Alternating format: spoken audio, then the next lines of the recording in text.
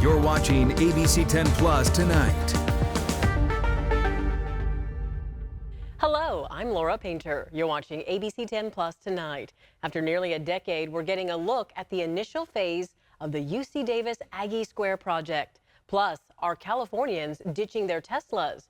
Our To The Point team investigates.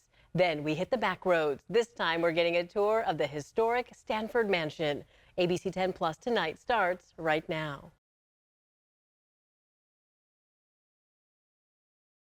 Marks 1 month since President Trump took the oath of office, starting his second administration with a blitz of controversial executive orders and slashes to the federal workforce. Tonight, as Elon Musk and the Department of Government Efficiency, DOGE, spearhead those cuts, calls are growing for people to ditch their Teslas. That's a company, of course, that Musk owns. People protested outside Tesla dealerships this past weekend. This is video out of the Bay Area. Organizers called for people to trade in their cars and divest from the company. Well, tonight, ABC 10's Jeannie Nguyen is taking a closer look at how this is impacting Sacramento drivers. I first got kind of, I would say, obsessed with Tesla starting in 2020. Pharmacist Bryce Whitesides from Sacramento says he's a proud Tesla owner, owning 4 Teslas in the past 4 years and now drives a Cybertruck. But lately, Tesla CEO Elon Musk has caused frustration as he carries out the Trump administration's objectives through DOGE. I can't even statistically prove that a favorable Harris voter favorable of Elon exists. His unfavorable rating is 76%, off the charts.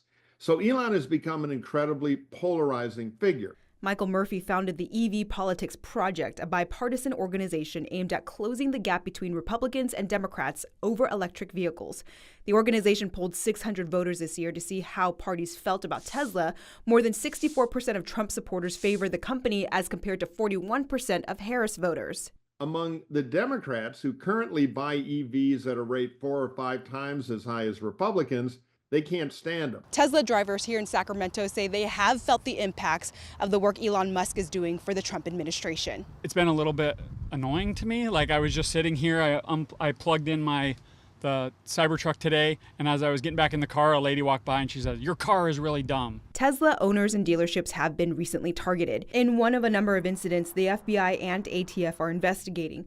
A Tesla dealership in Oregon recently had its windows shot out. Musk's political behavior caused former ABC 10 employee George Warren to change his mind about owning a Tesla. The guy is brilliant, but he's also, I think, increasingly unhinged. And he's doing and saying some things that I find repugnant. And I thought to myself, you know what? I don't want to drive my car anymore. But regardless of politics, Whiteside says he'll remain loyal to the Tesla brand. So they just came out with a brand new Model Y, so I'm looking at getting one of those in the future. And Jeannie, we've seen headlines saying Tesla's sales are being down. And this has some people asking, is Elon Musk's politics to blame here? Well, Becca, the group EV Politics Project, who polled the voters, said the reason for the decline are complicated, but there are hints that Musk's politics could be playing a role in this. Now, according to data from the California New Car Dealers Association, the Tesla Model Y and Model 3 were the 2 top-selling electric vehicles in the state in 2024. And while Tesla's total market share declined in California, it is still only behind Toyota in terms of market shares. ABC 10 did reach out to Tesla for comment, but did not receive a response, Becca. Jeannie, thank you. The mayor of Lodi is proposing a new idea that he says will help the city's homeless by encouraging others not to feed them. And homeless advocates say the idea could work. ABC 10's Gabriel Porras has the story. A van offering free laundry services parked outside of Lodi's Access Center Thursday. It's one of 15 services the homeless can find at the low barrier shelter. Whether they need job placement or housing, mental health help, and everything else. An average 73 people use the shelter daily, but with an estimated homeless population of over 400, Lodi Mayor Cameron Bregman wants more people to walk through the center's front doors. Simple signs can be a great thing. The mayor says writing on the signs would discourage people from feeding the homeless and instead direct them to the city's access center. The people that feed them, the people that give them money, they want to help, right? That's usually what that action means. And so all we're saying is there's a better place and a better system to actually do that in. The mayor says the new signs would look similar to this one. He says in total he'd like to see about 100 on city property, including on city-owned traffic lights. And my personal idea is, again, putting some QR codes on the sign. Low budget, $50,000. I think we can put about 100 signs out in Lodi. Yeah, it's a great idea. Homeless advocates like Bill Morsch are on board. But when a lot of other nonprofits, hearts in the right place, but go out and just feed, you're really making addiction easy. He says most homeless people already know about the Access Center. It's a matter of getting them there. You got to do everything we can. And there are people that are standing there that are getting to the end of themselves, and they'll look at that sign and go, I do need to go there. And if it saves one life, it was worth it. In Lodi, Gabriel Porras, ABC 10. Okay, so what's next? Well, the mayor says he hopes to get public input and have a full plan ready for the council to vote on by July. First at 5, here's the deal. We are tracking a lot tonight, including developments on the Aggie Square project. We're talking about Aggie Square. The project includes housing, research, classrooms, and public spaces in the Oak Park area.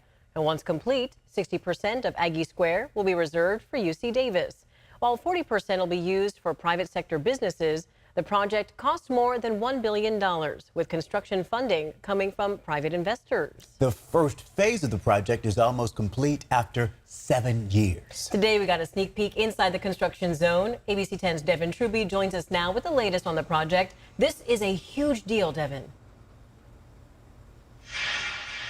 Absolutely, Laura. I mean, just the construction that you can see behind me for Aggie Square, expected to bring in 12,000 jobs, close to $1.9 million in economic impact. Residents are hoping that this will lift up the community.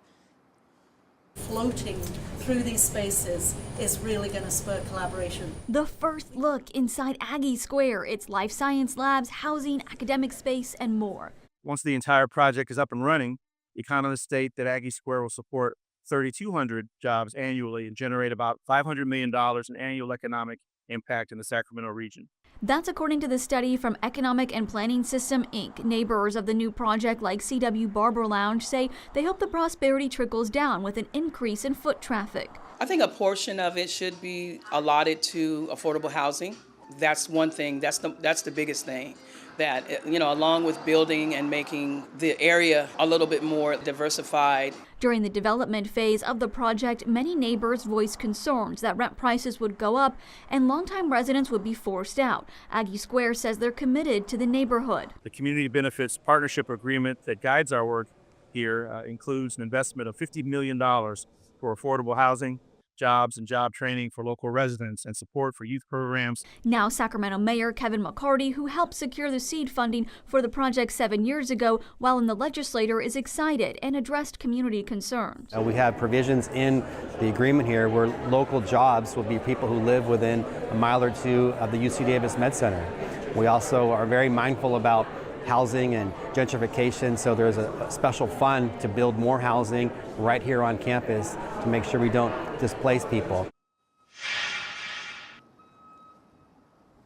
The official ribbon cutting for Phase 1 will be May 2nd. Reporting in Sacramento, Devin Truby, ABC 10. Certainly an exciting time for the city. Keep us posted, Devin. Thank you for the update. Tough weather now, and on this windy Thursday, I want to bring in Monica because I understand you were out at Mather Field in Sacramento County today talking to the Hurricane Hunter crew. What an exciting story. Monica, they don't just deal with hurricanes, right? That's right, atmospheric rivers as well. And that's really the important point here. The massive C-130 has a small crew with a big mission. Fly into some of the world's most dangerous storms to learn more about their behavior above the ocean. Along with the pilots and navigator, there's the meteorologist. This is a critical role of the research, taking in data, looking for points of interest that will help better understand these large storms in the sky, all while sitting backwards in a plane with terrible turbulence. So what's the key to not getting sick? It can sometimes get a little bit bumpy, but I think what helps is, especially when it is turbulent or we're looking at something that's very of an interest feature, we focus so much on what we're looking at and it's so convoluted once we start crossing the eye wall to get the center to go back towards the next eye wall, and we're sending all this information. Honestly, your focus is so honed in on everything that's going on that sometimes we don't even have time to, we just hold on. Okay, I've got to give Amaryllis the props here. Check this out. She has a bachelor's degree from Embry-Riddle in meteorology, a minor in air traffic control and mathematics, pilot license, private multi-engine license, master's in geoscience focusing on hurricane dynamics, works for the National Weather Service, and is a reservist with the Hurricane Hunters. We thank you for your service. That's a lot, right? All right, let's get to our weather. I was just blown away. I was like, how did you get that all in? All right, sunny and mild on Friday. We've got the weekend warming, and that is going to lead to more bugs and pollen. We had the wind gusts for today. Now, on the flip side of kind of the nuisance of those wind gusts, it does keep the bugs to a minimum and the fog as well. So some of those peak wind gusts in Stockton, 36 miles per hour. Marysville not far behind at 35. Right around 30 for Davis, Modesto, Vacaville, Colusa, and Sacramento Executive. We had about 25 to 30 mile per hour peak wind gusts for Tracy, Mather, and downtown Sacramento. So our highs for today started to warm into the mid to upper 60s. We were very close to 70 for Fairfield. We're going to get there by tomorrow. 60s for the foothills to right around the upper 50s and 40s up top for this year. Now, with the winds, that keeps the warmer air close to the surface at night. So this morning, we started off in the 40s to right around 50, where we had some of those stronger gusts. Tonight, we do not have those winds, so we'll be down to the upper 30s to right around 40. It will certainly get our attention tomorrow morning on our Friday. In the Big Mountain backyard right now, mostly sunny skies. We've got readings in the 60s for the valley, right around 40, and dry for Tahoe. Again, last night at this time, we were talking about that mess up in the high country. There is a developing system off the coast.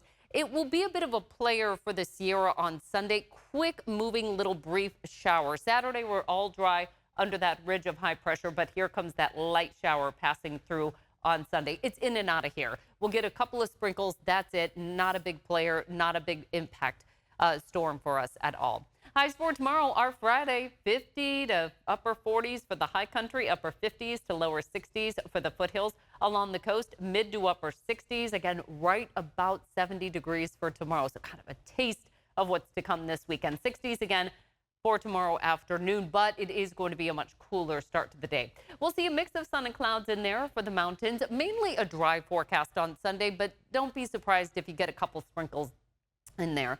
For the foothills, mainly dry, highs in the mid to upper 60s, and for the coast, we got some fog that's forming Saturday through Monday. Otherwise, we'll look at some peaks of sunshine and highs in the 60s. I'll look at the extended forecast. This is all about spring. We are looking absolutely lovely out there with temperatures in the 70s by the weekend, and that's where we stay through the next week. We could get used to this. No complaints.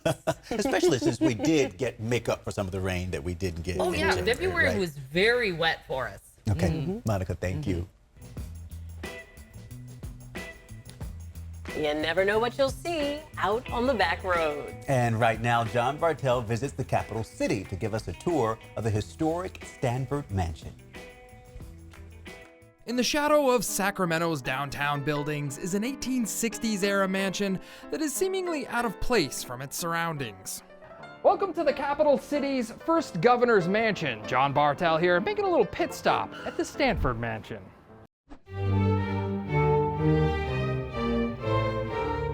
While the California state capitol was under construction in the 1860s, the state's 8th governor, Leland Stanford, decided to use his home, a grand Victorian-era mansion, as the state's official reception center for leaders from around the world. So when you think of Stanford, you might think of the university.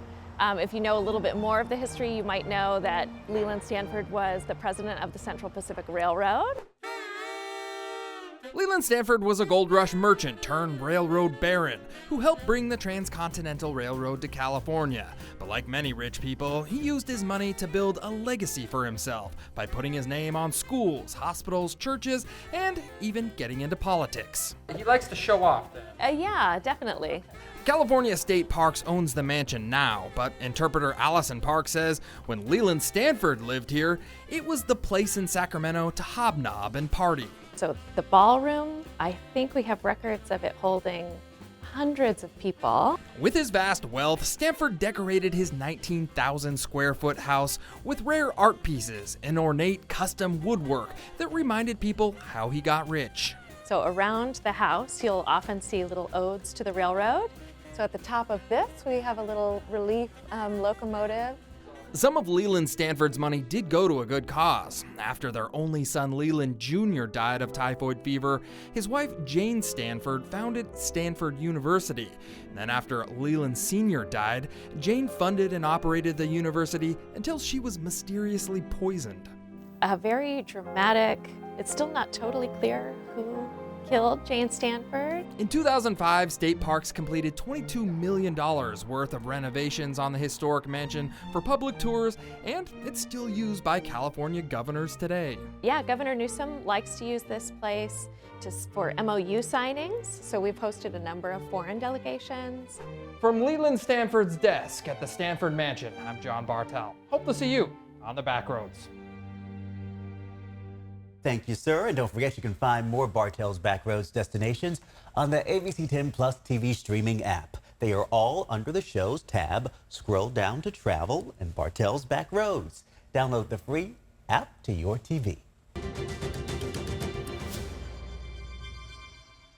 We know that in news, stories are filled with challenges and hardships, but incredible things are happening every day, from neighbors helping neighbors to inspiring acts of kindness. And each week, we're sharing stories about people making a difference. Tonight, in our Champions of Hope, Alex Bell introduces you to the Kindness Mobile Thrift Shop, where donating or buying clothes can help someone in need. Welcome to the Kindness Mobile Thrift Shop. The original concept was, let's get a bus, throw things in it, and go to different communities that need help. Vests, denim jackets, leather coats. We're not like a big box thrift store. Everything here is like from the 80s as far as pricing goes. The Kindness Mobile Thrift Shop, Thanks. started by Rusty Blackwell, is on a mission to help others. Okay, here we go. Every penny that we secure, it goes to the Rustier Foundation, which is the foundation that I started that has 4 branches geared towards single mothers and their children, suicide prevention initiatives, animal rescue, and underseen communities, because those are all things directly related to my heart. The shop's donations are funded by donations itself. And we handpick every single item you see, every stitch of clothing, every earring back, we pick everything. But if you visit the bus, Look up to the right, and you'll see her. you'll notice more than just clothes. Also, whenever you see a ladybug, that's my mom too. Ladybugs, known as a sign of good fortune and love. And her name is Joan. This picture was taken, I think, in either 1959 or 1960. A single mom from New York with a knack of reusing goods. She's the one that got me into the whole thrifting vibe and all. Like, when newspapers were in fashion, she was the one that would circle every Saturday, every Sunday, garage sale, flea market, thrift store. Rusty knowing how a piece of clothing or even a purse can bring comfort. I still have this bag in storage. You still have it? Yeah, I still have it. I have to keep. That's my mom. Yeah. What do you think she would say? She seeing would be you do all this. extremely proud.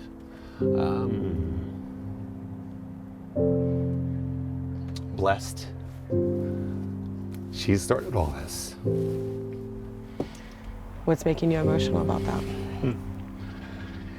It's hard. It's hard. She died a year after my wife died, on the same day.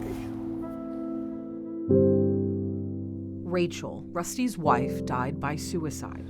2020, on November 12th, my wife took her life.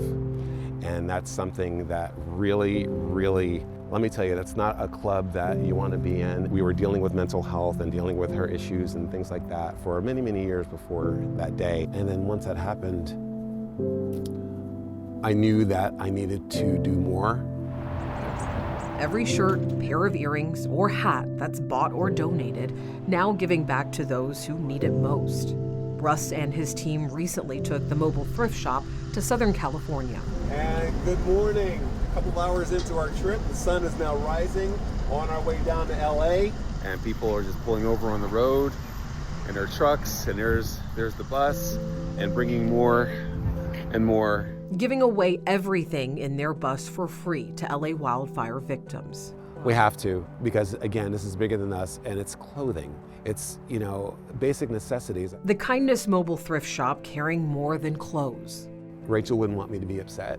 My mom wouldn't want me to be upset. They would want me to smile and keep pushing and keep helping. But also good fortune and love, just like a ladybug. I've brought her with me in more ways than one. And she is the inspiration, and I owe this all to her. Taking what his mother and his wife taught him on the road to share a little kindness in the world. Wow, thank you, Rusty, for all that you do. We know there are so many more stories waiting to be told. If you know someone making a difference, we'd love to hear about it. Please share a story with us by emailing us at tothepoint@abc10.com. Together, we can keep spreading positivity, one story at a time. Thank you so much for watching ABC 10 Plus tonight. We're here 24/7 on the free ABC 10 Plus TV streaming app. You can get your local news and weather anytime, anywhere you stream. I'm Laura Painter. Take care. See you next time. Trust isn't given, but earned. It's built every day by doing the hard work, putting in the hours, doing the research, holding the powerful accountable, and being there when you need us most. Working hard to earn your trust every day, every newscast, every story. Watch weeknights at 6 or stream live on ABC10 Plus. Thanks for watching ABC 10 Plus. And now that you're here, why don't we take a look around and see what else is here? The very first tile on your left is always going to be streaming 24/7. You can find us adjacent to that, breaking news if it's there. And then right next to that, a replay of the most recent newscast, whether it's ABC 10 Morning News at 5, 6, or beyond, it's going to be there. The forecast beyond that, and then right beyond that, the news that matters the most. Now that you know the basic tiles, let's go up to the top and take a deeper dive into news. We have every single newscast that you would need, including To the Point with Alex Bell, taking a deeper dive into the issues. Beyond that, ABC 10 Morning News at 5 and 6 and 11, the evening shows as well. Below that, you can watch the top stories from To the Point. Under that, Dollars and Cents, where you can learn how to navigate this challenging economy. And below that, you can watch our award-winning ABC 10 Special Investigations, where we hold the powerful accountable. Going into weather, look, it's the 10-day forecast, getting you ready for the weekend and beyond. Beyond that, sports. I know you care about the Sacramento Kings. We have the most comprehensive guide to anything, everything Kings in the locker room and on the court. We have it. Below that, I know you care about the San Francisco 49ers. We can't mention Bay Sports without talking about the Oakland A's. We have that too. Backing out again, come up to the top and join me on Verify. I'm super excited about this. Our experts are checking the facts, verifying the truth for you. Jump up now to shows. Very excited about this. Oh, look, it's Take a Look. This is my show. I love movies, and if you love movies or streaming shows, whether it's on screens this big, or this big, it's Take a Look. Recently went behind the scenes, sat down with Lady Gaga and Joaquin Phoenix to talk about Joker 2. I love the movie, and oh, I just heard you shout you hate the movie. Jump in, we talk about it on this show. Other shows, Bartell's Backroads, go up and down the state of California, tank of gas getaways, one fuel cell getaway, like places like the Toy Museum. This is what kids did before they had screens. Over here, the Moaning Caverns of Calaveras County, one of the most coveted caves in all of California. You know, watching this show, I discovered there's a cave that could fit the entire Statue of Liberty in your own backyard. You'll find about that and more with Bartell's Backroads. Down below that, To the Point. It is one of my favorite newscasts because they talk about news with Alex Bell the way you talk about news. It's conversational, but in-depth at the same time. Below that, Your California Life. Love this show. Whether it's entertainment, food, beverage, lifestyle, it's there. Desiree Shepherd hosts and does an amazing job. So there you have it. It's ABC 10 Plus, the app. What do you need? We heard you and we got it. Thanks for watching. Thanks for streaming.